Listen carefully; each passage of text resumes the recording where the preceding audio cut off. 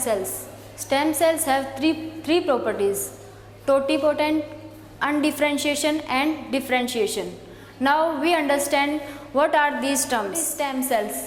Stem cells have three properties. One is totipotent, second undifferentiation and third is differentiation. Now what is totipotent? Means हम एक cell लेते हैं और उससे पूरा एक ऑर्गेनिज्म बना सकते हैं. This is called totipotent. Means इसमें पूरा ऑर्गेनिज्म बनाने की कैपेबिलिटी होती है एक सेल में.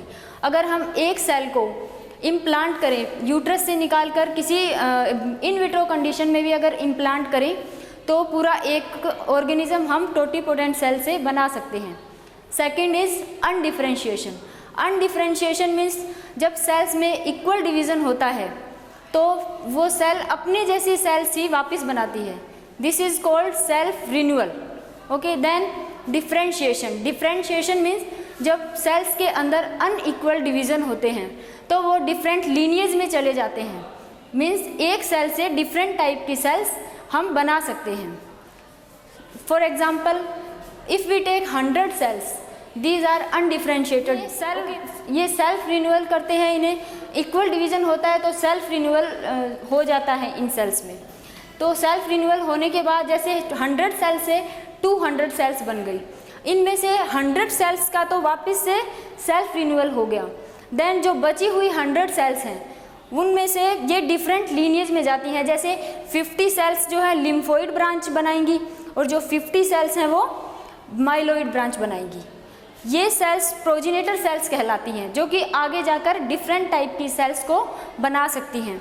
अब प्रोजिनेटर सेल्स जो हैं वो प्रोजिनेटर सेल्स में कमिटमेंट हो जाता है. मीन्स ये एक पर्टिकुलर टाइप की सेल्स ही बनाएंगी.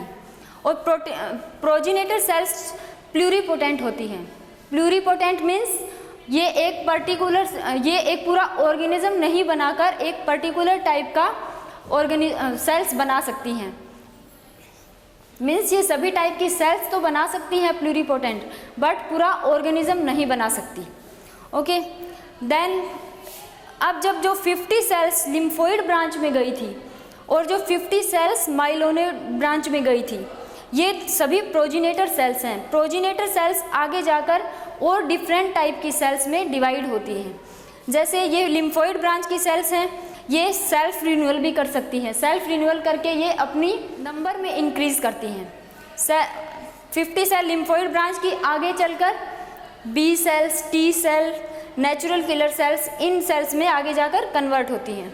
और ऐसे ही ये माइलिनोइड ब्रांच ये आगे जाकर ग्रैनुलोसाइट, मोनोसाइट, ए ग्रैनुलोसाइट, इन सेल्स में कन्वर्ट होती हैं. So stem cells. Stem cells are of 2 types. First is embryonic stem cells and second is adult stem cells. Cell division के दौरान जब सेल 8 to 16 डिवीजन स्टेट में रहती है तब तक सेल एम्ब्रियोनिक स्टेम सेल्स में रहती है. देन ये stem cells embryonic stem cells आगे चलकर डिफरेंट टिश्यूज़ में कन्वर्ट हो जाती है. Most of the cells convert into different tissues and some of the cells convert into adult stem cells. Adult stem cells में अडल्ट स्टेम सेल्स प्लूरीपोटेंट होती है. Means इनमें कमिटमेंट हो चुका है कि ये अब एक पर्टिकुलर लीनिएज में ही जाएंगी, पर्टिकुलर टाइप की सेल्स ही बना सकती हैं. Then there are some examples of adult stem cells like in bone marrow they are called hematopoietic stem cells जो कि सभी ब्लड सेल्स बनाती हैं. जैसे हमारी WBC, RBC, platelets, mast cells, dendritic cells, ये सभी. Then in brain they are called neural stem cells जो कि न्यूरॉन्स को बनाती हैं. Then in muscles adult stem cells are called satellite stem cells. जब किसी की चोट लग जाती है तो ये सैटेलाइट स्टेम सेल्स जो हैं घाव को भरने में हेल्प करती हैं. Hematopoietic stem cells, formation of blood cells, and this process of formation of blood cells is called hematopoiesis. Hematopoietic stem cells present in bone marrow. Bone marrow में यह कैसे प्रेजेंट होती हैं? Because during development hematopoietic stem cells vary their positions. Like stem cells fetal yolk sac में रहती हैं up to 3 month. Then उसके बाद स्प्लीन और लीवर में ट्रांसफ़र हो जाती हैं. फीटल यॉर्क सैक में उनके लिए न्यूट्रिशन प्रेजेंट होता है। देन ये स्प्लीन और लीवर में प्रेजेंट होती हैं, ये यहाँ 7 मंथ तक रहती हैं।